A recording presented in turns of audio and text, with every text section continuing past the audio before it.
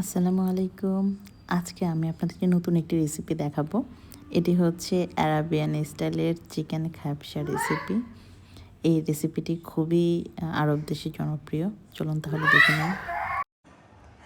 এখানে আমি আমার প্রয়োজন মতো পোলাওর চাল নিয়েছি, নিয়ে 30 মিনিট আগে থেকে ভিজিয়ে রেখেছিলাম। এখন পানি ঝরিয়ে ভালো করে ধুয়ে নিয়েছি। সাথে এখানে মুরগির মাংস নিয়েছি আমি আমার প্রয়োজন মতো। একটু ছোট করে পিস করেছি, আপনারা আরও বড় পিস করতে পারেন। নর্মালি খ্যাপসাতে আর একটু বড় পিস হয়, আর আমি একটু পিসগুলো ছোট করেছি যাতে মশলাগুলো ভালো করে এর মধ্যে হয়। আর সাথে কিছু টমেটো কুচি, পেঁয়াজ কুচি আর রসুন কুচি।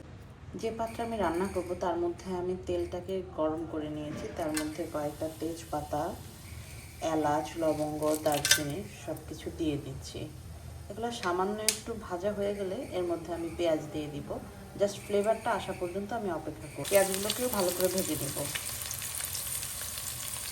পেঁয়াজটা সামান্য একটু ভাজা হয়ে গেলে আমি যে রসুন কুচি করে রেখেছিলাম সেই রসুন কুচিগুলোকে এখন দিয়ে নিচ্ছি। সবগুলোকে ভালোভাবে নেড়ে চেড়ে মিশিয়ে নিচ্ছি। কিছুক্ষণ অপেক্ষা করব যাতে পেঁয়াজগুলো একটু বাদামি কালার হয়ে আসে। পেঁয়াজগুলো মোটামুটি বাদামি রং ধারণ করেছে।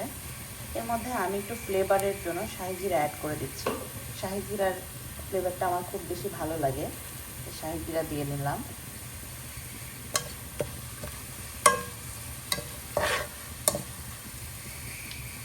এখন এই পর্যায়ে আমি আদা ও রসুন বাটা অ্যাড করে দিব। এখানে আমি আদা ও রসুন বাটা অ্যাড করেছি, তবে যেহেতু আমার ফ্রিজে ছিল কিছুক্ষণ সময় লাগবে ডিপ ফ্রিজে রাখাতে, এগুলো এখন পর্যন্ত নর্মাল টেম্পারেচারে আসেনি। কিছুক্ষণের মধ্যে আদা ও রসুন বাটাগুলো তেলের সাথে মিশে যাবে। এগুলোকে ভালো করে নেড়ে চেড়ে মিশিয়ে নিচ্ছি।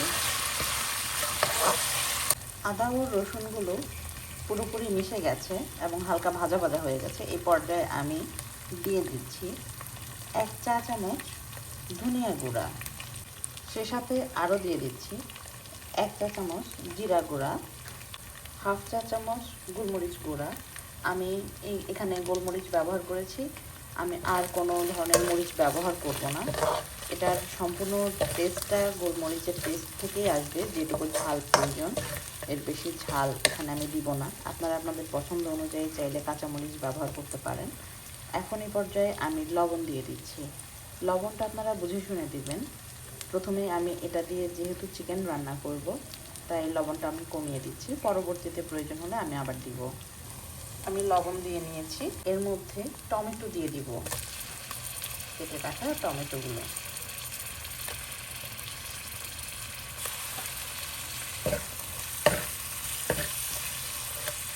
টমেটোগুলো দিয়ে খুব ভালো করে কিছুক্ষণ টমেটোগুলোকে রান্না করে নেব।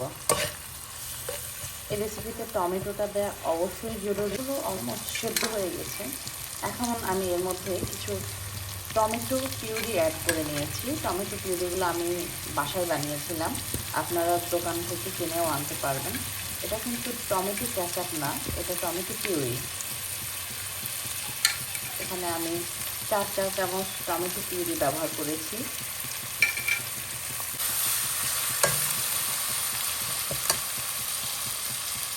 মশলাটা ভালোভাবে কষানো হয়ে গেছে। এখন দেখুন উপরে তেল ভেসে উঠেছে। এখন এই পর্যায়ে আমি চিকেনগুলো দিয়ে দিব।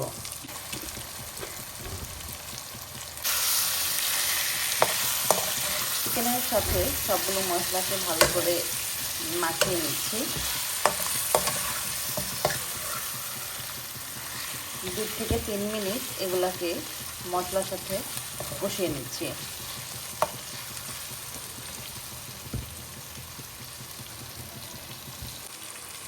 চিকেনগুলো 2 থেকে 3 মিনিট রান্না হয়ে গেছে। এখন এই পর্যায়ে আমি পানি অ্যাড করে দিচ্ছি। পানির পরিমাণটা একটু বেশি দিচ্ছি, কারণ এই পানি দিয়েই আমার রাইসটাও রান্না হবে। 10-15 মিনিটের মধ্যে আমার মাংসগুলো রান্না হয়ে গেছে। আমি পানি থেকে মাংসগুলোকে আলাদা করে নিচ্ছি, কারণ এর মধ্যে আমি ধুয়ে রাখা চালগুলোকে দিয়ে দিব। এখন আমি ধুয়ে রাখা চালগুলোকে দিয়ে দিচ্ছি ওই পানিটার মধ্যেই। যা কিছু আছে সকল মশলাও এটার মধ্যে আছে। সবগুলো চাল আমি দেওয়ার পরে এগুলোকে নেড়ে চেড়ে দিয়ে ঢাকনা দিয়ে কিছুক্ষণ মাঝারি আঁচে রান্না করে নিব 5 মিনিটের মতো। 5 মিনিট পর আবার ঢাকনা উঠিয়ে আমি দেখব যে পানিটুকু কতটুকু শুকিয়েছে। 5 মিনিট হয়ে গেছে, এর মধ্যে দেখুন পানিটা শুকিয়ে এসেছে। এখন আমি চুলার আঁচটা একেবারে কমিয়ে দিয়েছি। আর অন্যদিকে আরেকটা কড়াইতে সামান্য একটু তেল দিয়ে যে মাংসগুলো উঠিয়েছিলাম সেগুলোকে এপাশ ওপাশ করে ভালো করে 2 পাশ ভেজে নিচ্ছি। ফাইনালি আমার রান্নাটা এখন কমপ্লিট হয়ে গেছে। খুব সুন্দর ঝরঝরে হয়েছে আমার এই খ্যাপসাটা। দেখুন কত সুন্দর লাগতেছে। এটা দেখার চেয়েও খেতে খুব বেশি সুস্বাদু হয়েছে।